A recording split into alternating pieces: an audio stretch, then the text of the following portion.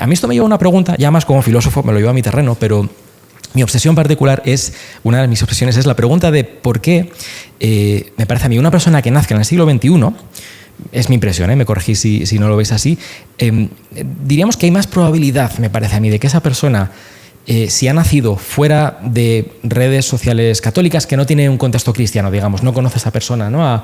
Pues no tiene familia creyente, cristiana practicante, va a una escuela pública y no tiene contacto con personas practicantes, ¿no? Me parece a mí que lo más probable es que esa persona tienda a no identificarse como religiosa, ¿no? Y aquí viene mi pregunta, no sé si como espiritual o no espiritual. El propio catolicismo tiene la postura de que todo ser humano, en cualquier cultura en la que se encuentre, en cualquier momento de la historia, va a tender a preguntarse y a buscar a Dios, ¿no? A preguntarse por Dios y a buscarle, porque es como la actitud por defecto de nuestra naturaleza. Pero bueno, yo me pregunto, ¿no? ¿En qué medida pensáis vosotros pues que es probable, por las circunstancias en las que vivimos, que una persona no se considere afiliada cristiana? Y sobre todo, ¿por qué? Que es la pregunta a la que voy, ¿no? Es decir, ¿qué hay en nuestras prácticas, en nuestras narrativas, en nuestro ambiente? ¿Qué es lo que hace que una persona en el siglo XXI no vaya a tender a ser cristiana, pero hace 200 años, 300 años, que es lo que me interesa, ¿no? Uno estudia la historia de la filosofía y todos los filósofos tienen a Dios todo el rato en la boca, ¿no? Están siempre hablando de él. Parece que asumimos que antes la gente era mucho más religiosa y no. ¿Qué es lo que ha cambiado a nivel de prácticas, de las cosas tangibles de nuestra vida, ¿no? De nuestro entorno? Fíjate que creo que la pregunta que articula mi tesis y el libro es una pregunta, bueno, aquí pasa como lo que dice Picasso, todas las buenas ideas o son copia o estás mintiendo, básicamente. Y en este caso, esta pregunta no es mía, es una pregunta de Charles Taylor. Otro libro fundamental, no sé si como libro de noche, porque es un tocho importante, sí. Que es La Era Secular, que en español se publicó en 2 volúmenes. La Era Secular de Charles Taylor. Y él inicia con una pregunta que a mí me cautivó. Me cautivó porque es una cuestión interesante sociológica e históricamente. Porque en el fondo, si lo piensas, es una anomalía histórica, que es cómo se transita desde una sociedad en la cual era virtualmente imposible, dice Taylor, no creer en Dios. Pensamos en la Europa del año 1500, es la que pone él como punto de partida, a otra sociedad como la nuestra, en la que Dios no es solo una posibilidad, sino que es una posibilidad más compleja que otras para ser afirmada. Y esa es la gran pregunta que articula La Era Secular, y es una pregunta que en mi libro y en la tesis y en parte de mis publicaciones siempre ha estado como pregunta de fondo, porque es realmente una cuestión que atañe a un interrogante importantísimo sobre cómo se articula la modernidad y cómo eso se transmite al día a día. También, de nuevo, preguntas muy, muy sugerentes. Me parece fundamental lo que señalabas de esa idea de la importancia y de la centralidad de los discursos.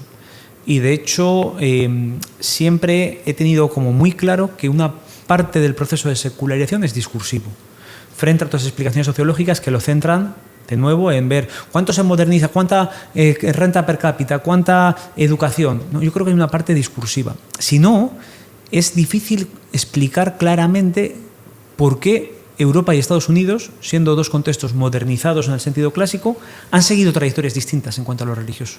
Si no incorporas una variable cultural, discursiva, cómo se concibe por esa sociedad lo religioso. Si no, es difícil entender por qué países muy afines a muchos niveles, como son España, Portugal e Italia, tienen diferentes ritmos de secularización. Es muy difícil si no incorporas cómo la gente percibe lo religioso y qué narrativas se cuentan en cuanto a lo religioso. Y en España, claramente, gran parte del relato de lo que es la modernización tiene un componente de es lo que no es la religión, ¿no? Por muchas cosas, por no solo las bases ilustradas que están en el relato de la modernidad, sino por el propio recuerdo de la experiencia franquista y del régimen franquista, que en cierto modo ha emponzoñado esa visión de lo católico, ¿no? Porque lo católico fue un elemento fundamental de división entre los españoles y luego de bendición de un régimen que se proclamaba como tal, ¿no? Aunque luego efectivamente la historia es más compleja de lo que eran las bases católicas y su posicionamiento con el franquismo, sobre todo a partir de los años 60. Y simplemente también una consideración importantísima sobre lo que hacías.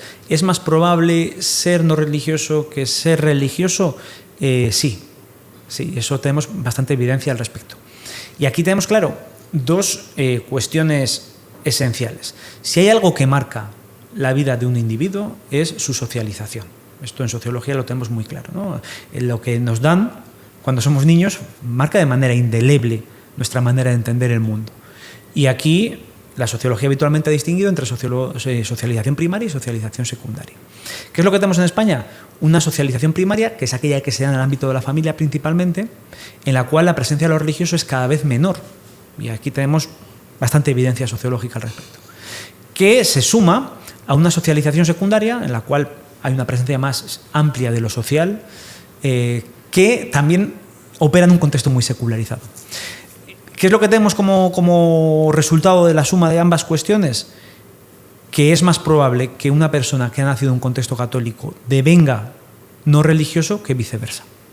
Y esto nos muestra que socialmente hay una fuerza de atracción hacia secularizarse, en el sentido clásico del término. Interesante. Es verdad que es difícil la comparativa porque son encuestas distintas, pero si vemos los datos del último estudio del CIS que preguntaba al respecto, que es del 2017, y los datos del barómetro, digo que es una comparación un poco forzada porque son metodologías distintas, muestras distintas, organismos distintos, pero sí que vemos que esa fuerza de atracción se ha reducido.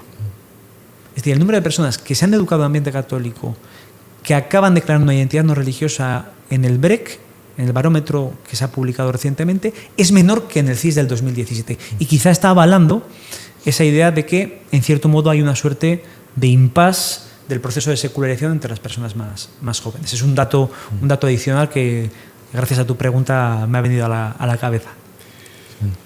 Yo pensaba en quizás el fenómeno un poco contrario, ¿no? Las personas no católicas que se declaran católicas, ¿no? Y en esa ausencia secularizada de lo católico, que hace que se viva como un descubrimiento. Entonces, quizá de forma un poco provocadora, diría que hay ciertas condiciones de nuestros días que lo que hacen posible o probable es la conversión.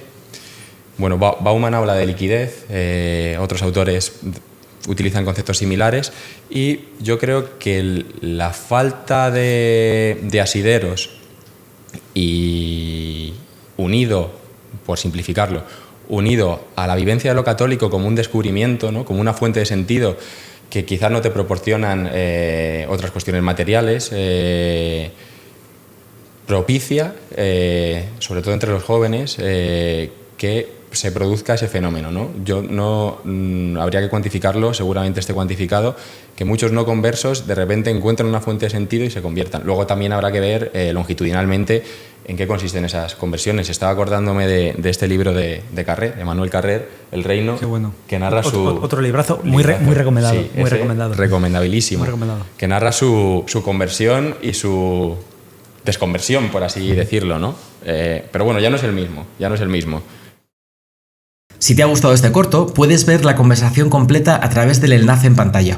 Para apoyar mi trabajo, suscríbete a patreon.com/laencrucijada, donde disfrutarás de acceso anticipado y sin anuncios a todos los episodios del podcast, además de una biblioteca de cursos de filosofía y literatura exclusivos para miembros. Muchas gracias por seguirnos.